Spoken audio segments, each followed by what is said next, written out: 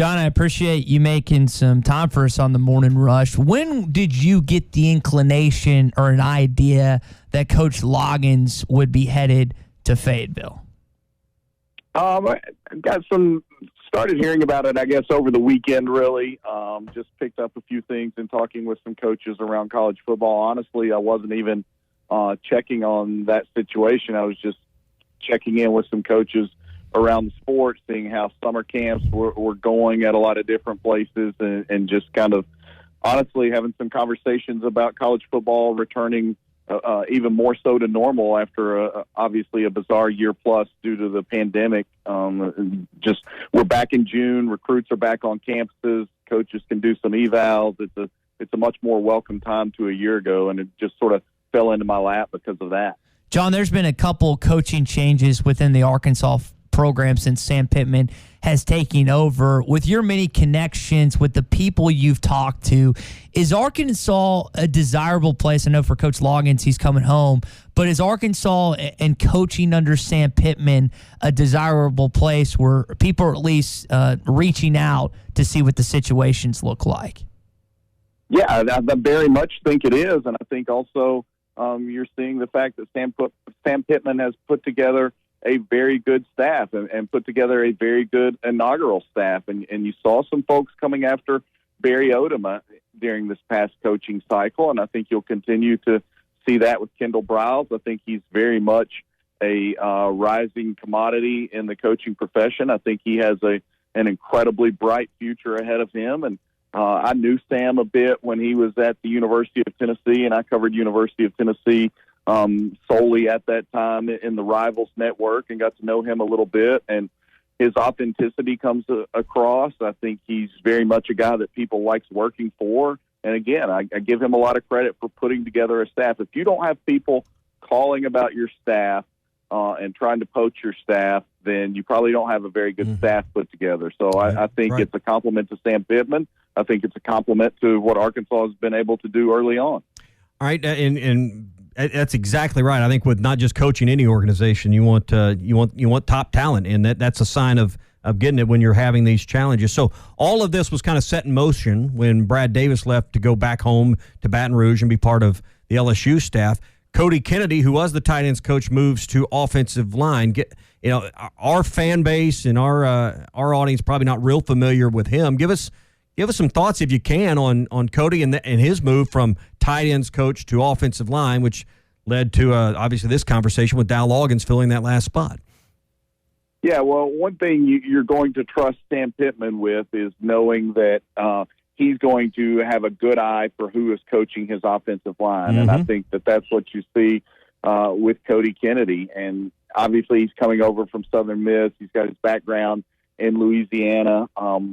Sam Pittman's going to work very closely with him, but Cody Kennedy is another guy that had a good path ahead of him.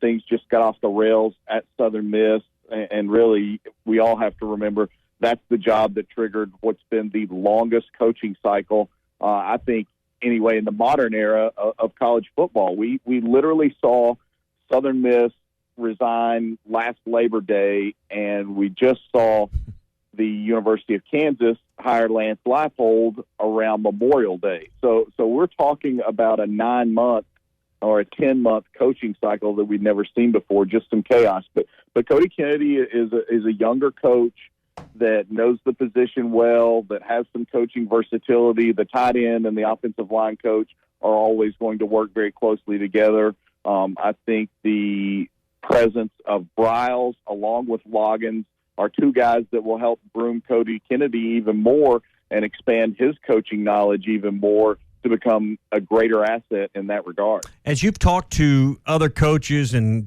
developed information for this story, any insight or ideas on how this fit will go between Dowell Loggains and Kendall Briles? Because you got two great offensive minds, two guys with offensive coordinator backgrounds. From the outside looking in, you don't normally think your tight ends coach is going to have a lot of input in developing your offense and being part of the strategy. But you got two great offensive sets of eyes there to kind of mold this offense. How do you think that fit will be between Briles and Loggains as they kind of mature this offense for this season?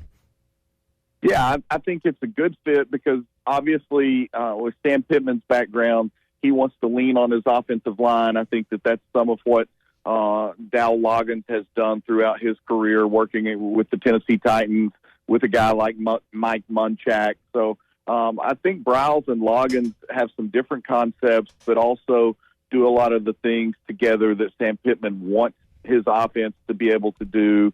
And again, I think that there's a good natural sort of yin and yang to that situation for both of those coaches. Kendall Briles is a very aggressive guy that likes to be very much on the attack with his offense, whereas Dowell Loggains, I think, has a little bit more of that traditional pro-style approach. But again, I would expect them to work really well together. I think it's continuing to increase the overall knowledge of the offense and overall concepts of the offense. And one thing to note about Brad Davis is, he went home to LSU, but he had turned down the University of Southern California earlier during this coaching cycle to remain at Arkansas. So again, that's just kind of a side note there of what I think the Arkansas program is in terms of its desirability and what Sam Pittman is building there. But I like the fit of Briles and Loggains together. I think that there's a chance to have some stability there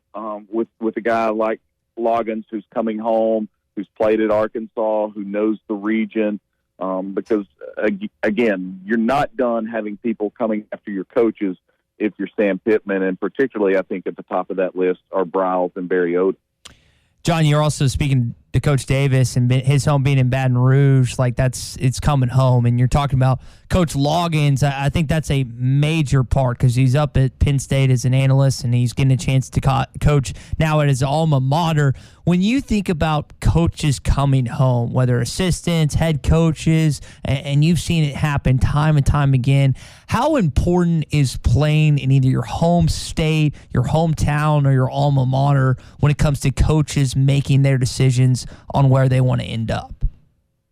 Well, I think that it depends on where a coach is at a certain stage in his career. So for a guy like Coach Loggains, who's more experienced, who's been around the block, who's done a lot in the NFL, I think there's a greater pull maybe later on to find the right fit, to return home, to be a part of something. He certainly would have had opportunities to jump back in the NFL, I'm sure, after a year on staff at Penn State and after doing some things with James Franklin and just kind of where that program is as well.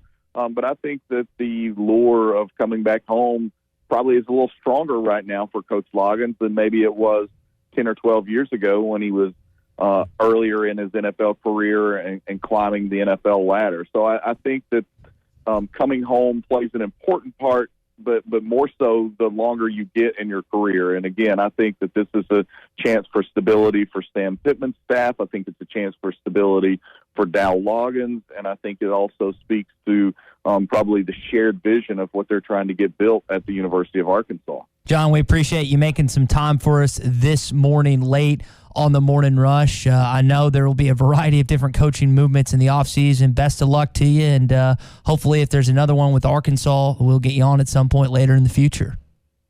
Yeah, I would love to visit with you guys anytime, and I appreciate the invitation this morning. That is Jon Brice of FootballScoop.com.